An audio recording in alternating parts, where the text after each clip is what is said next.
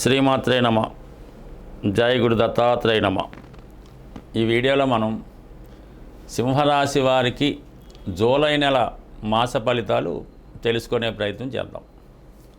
సింహరాశి వారికి సుమారుగా ఈ నెలంతా కూడా రాశి యందు కుజ మరియు కేతుగ్రహాల సంచారం ఒక విధంగా జాతకుడికి విపరీతమైనటువంటి ధైర్యాన్ని, కాన్ఫిడెన్స్ని ఇవ్వడం జరుగుతూ ఉంటుంది. ఆ ప్రయత్నంలో జాతకుడు ప్రయత్నంలో వేగం పెరుగుతూ ఉంటుంది. ఈ కారణం వల్ల కొన్ని ఇబ్బందులు కూడా వచ్చే అవకాశం ఉంటుంది. అందువలన ఏంటంటే ఏదైనా ఒక ప్రయత్నాన్ని, పనిని చాలా నిదానంగా వ్యవహరించడం మంచిది. అయితే జాతకుడు ఈ నెలలో తన ఫిజికల్ ఫిట్నెస్ కోసం, తన ఆరోగ్యం కోసం కొన్ని ప్రయత్నాలు చేయడం జరుగుతూ ఉంటుంది. అలాగే తనలో ఉన్నటువంటి దేహ దారుఢ్యాన్ని, సామర్థ్యాన్ని పెంచుకునే ప్రయత్నంలో కూడా ఎక్కువగా వ్యాయామం అటువంటి చేయడం జరుగుతూ ఉంటుంది. కొంతమంది ఏంటంటే మరి సాంప్రదాయ పద్ధతుల్లో ఈ యోగా, మెడిటేషను, ధ్యానం ద్వారా కూడా వారు స్వస్థత పొందడానికి అవకాశం ఉంటుంది. అంటే ఇటువంటి వాటి మీద ఎక్కువ ఇంట్రెస్ట్ కలుగుతూ ఉంటుంది. ఎవరైతే ఎక్కువగా క్రీడా రంగంలో ఉంటారో వారికి కంపల్సరీగా సక్సెస్ రావడం జరుగుతుంటుంది అన్నమాట. అంటే పనిలో వేగం పెరుగుతూ ఉంటుంది, ధైర్యం పెరుగుతూ ఉంటుంది. అందువలన అందులో వాళ్ళు విజయం సాధిస్తూ ఉంటారు. ఈ పోలీస్ డిపార్ట్మెంట్లో ఉన్నవాళ్ళు, అలాగే ఈ క్రిమినల్స్ని పట్టుకోవాలని ప్రయత్నం చేస్తున్న వాళ్ళు, వీళ్ళు కొద్దిగా వేగం పెరగడం వల్ల సడన్గా వాళ్ళు ఎదుటివారి మీద ఎటువంటి చర్య అయినా తీసుకునే అవకాశం ఉంది. కాబట్టి కొంతవరకు నిదానంగా ప్రయత్నించడం మంచిది. అలాగే వాహనాలు నడుపుతున్న వారు కూడా కొద్దిగా స్పీడ్ తగ్గించి ప్రయాణం చేస్తే చాలా వరకు మంచిది. అయితే భూములు సంబంధించింది, స్థిరాస్తి సంబంధించిన వ్యవహారాల్లో ఉన్న వాళ్ళకి చాలా వరకు సక్సెస్ రావడం జరుగుతుంటుంది. అంటే ఎటువంటిదైనా మీరు ఈ సమయంలో దాన్ని అమ్మవేయగలిగే సామర్థ్యం కలుగుతూ ఉంటుంది. అది కొనాలన్నా కూడా చాలా ధైర్యంగా కొనడం జరుగుతూ ఉంటుంది. అటు రాజకీయ రంగంలో ఉన్న వాళ్ళకి, ప్రభుత్వ ఉద్యోగులకు కూడా అధిక శ్రమ ఉంటుంది. చిన్న విషయాన్ని కూడా ఎక్కువ శ్రమపడి దాన్ని పూర్తి చేయే ప్రయత్నం చేయడం జరుగుతుంటుంది. అయితే ఈ సప్తమంలో ఉన్నటువంటి రాహు ఎల్లప్పుడూ కూడా ఏ పని చేస్తున్నా కూడా మీ మీద ఒక విధంగా నిఘు ఉండడం జరుగుతూ ఉంటుంది. మిమ్మల్ని ఏదో విధంగా అన్పాపులర్ చేయాలని, మీ ప్రయత్నానికి అడ్డు తగలాలని, ఎక్కడో ఒకటి చిన్న తప్పు దొరికినా దాన్ని పెద్దదిగా చేసి మిమ్మల్ని ఇబ్బంది పెట్టాలనే ప్రయత్నం జరుగుతూ ఉంటుంది. దానికి ఒక విధంగా అష్టమ శని కారణమవుతుంది. సప్తంలో ఉన్నటువంటి రాహు ఉన్నాడు కాబట్టి అంటే ఈ సమయంలో మీ నీడను కూడా మీరు నమ్మనాకు ఉండదు. అంత జాగ్రత్తగా ఉంటే తప్ప ఈ సమయంలో మిమ్మల్ని ఏదో విషయంలో ఇరికించి ఇబ్బంది పెట్టే ప్రయత్నం జరుగుతూ ఉంటుంది. అలాగే ఎప్పుడో జరిగిపోయినటువంటి చిన్న చిన్న విషయాలను కూడా ఇప్పుడు వెలుగులోకి తీసుకొచ్చి దానివల్ల కూడా ఇప్పుడే జరిగినట్టు ఇబ్బంది పడడానికి కూడా అవకాశం ఉంటుంది. కాబట్టి అటు మీ చుట్టుపక్కల ఉన్న వాళ్ళని, అలాగే మీ యొక్క వృత్తిలో పాల్గొన్న వాళ్ళని చాలా వరకు జాగ్రత్తగా ఉండడం, ఎట్టి పరిస్థితుల్లో కూడా మీ బలహీనతల్ని ఎదట వారికి చెప్పకుండా ఎప్పుడు మీరు పాజిటివ్గానే ఉన్నట్టు ప్రయత్నిస్తేనే ఈ సమయంలో మీరు నెగ్గుకు రాగలరు. సో ఇవన్నీ ఉన్న పెద్ద ఇబ్బంది లేదు. ఎందుకంటే మీకు ఈ నెలలో 11వ స్థానంలో జూలై 16 వరకు కూడా అటు గురువు, అటు రవి కూడా 11వ స్థానంలో ఉంటాడు. అంటే హైకమాండ్ మీకు అనుకూలంగా ఉండడం జరుగుతూ ఉంటుంది. మీరు ఎంత దూకుడుగా వెళ్ళినా మీకు వాళ్ళ యొక్క సహకారం ఉంటుంది. అలాగే గురువు లాభస్థానంలో ఉన్నప్పుడు మీ యొక్క పూజలు, పుణ్య కార్యక్రమాలు కంపల్సరీగా ఫలిస్తాయి. సొసైటీలో బాగా అనుభవం ఉన్న వాళ్ళు కానీ, గురుతుల్యులు కానీ మీకు సహకరించి మీ ప్రయత్నానికి వాళ్ళు ముందుండి నడిపించడం జరుగుతూ ఉంటుంది. అలాగే గతంలో చేసిన పుణ్య కార్యక్రమాలు ఫలిస్తాయి.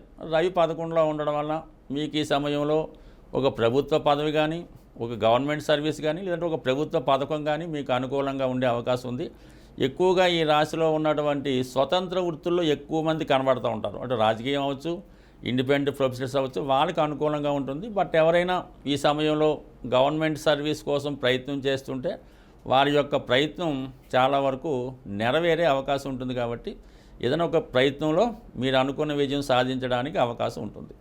అయితే ఇంచుమించుగా మనకి జూలై 16వ తారీఖు తర్వాత రవి 12వ స్థానంలోకి వచ్చి అక్కడ ఉన్నటువంటి ధన లాభాధిపతి బుధుడితో వ్యయస్థానంలో ఉండడం జరుగుతూ ఉంటుంది. కామన్గా రవి 12లోకి వచ్చినప్పుడు పిల్లల యొక్క అభివృద్ధి కోసం, అలాగే వ్యక్తిగతంగా మీ యొక్క అవసరాల కోసం, లేదంటే ఆరోగ్య సంబంధించిన విషయం కానీ, అంటే మీకు వ్యక్తిగతంగా అవ్వచ్చు, మీ తండ్రి గారికి లేదా మీ యొక్క సంతానానికి ఏదో విధంగా హాస్పిటల్ లాంటివి సందర్శించడం, వైద్యపరమైనటువంటి సలహాలు తీసుకోవడం కూడా జరుగుతూ ఉంటుంది. ఎస్పెషల్లీ ప్రభుత్వానికి చెల్లించినటువంటి ట్యాక్సులు, పన్నులు వగైరా వగైరా చెల్లించడం కూడా జరుగుతూ ఉంటుంది. అంటే ఇక్కడ 2 విధాలుగా వచ్చింది.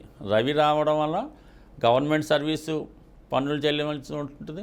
బుధుడు రావడం వల్ల వ్యాపార అవసరాలకు పెట్టుబడి పెడతారు, కుటుంబ ఖర్చులు పెరుగుతాయి, అలాగే ఎంటర్టైన్మెంట్ నిమిత్తం ఖర్చు పెడతారు. మీరు కూడా చాలామందికి ఎక్కువగా ఖర్చు పెట్టడం, పార్టీలు ఇవ్వడం లాంటివి కూడా జరుగుతుంటారు. అలాగే మీ కుటుంబ సభ్యులకు కానీ మీ అన్నదమ్ములకు కానీ ఏదో రకంగా ఆర్థిక సహకారం అందించవలసి ఉంటుంది. బట్ ఏదైనా ఈ నెలంతా కూడా మీ యొక్క పనులు సజావుగా సాగాలంటే లాభస్థానంలో ఉన్నటువంటి సూర్యభగవానుని అలాగే గురుగ్రహాన్ని ఆరాధించడం వల్ల మీ యొక్క సమస్యలు ఖచ్చితంగా సాల్వ్ అవుతాయి. దాని కొరకు మీరు ఏదైనా గురువారం రోజు అంటే వీలైతే ప్రతి గురువారం ఏదైనా బాబావారి ఆలయం కానీ శివుని యొక్క ఆలయం కానీ దర్శించడం, ప్రతిరోజు సూర్య నమస్కారం చేసుకోవడం వల్ల ఎటువంటి సమస్య అయినా ఈ సమయంలో మీకు పరిష్కారం అవుతుంది. స్వస్తి.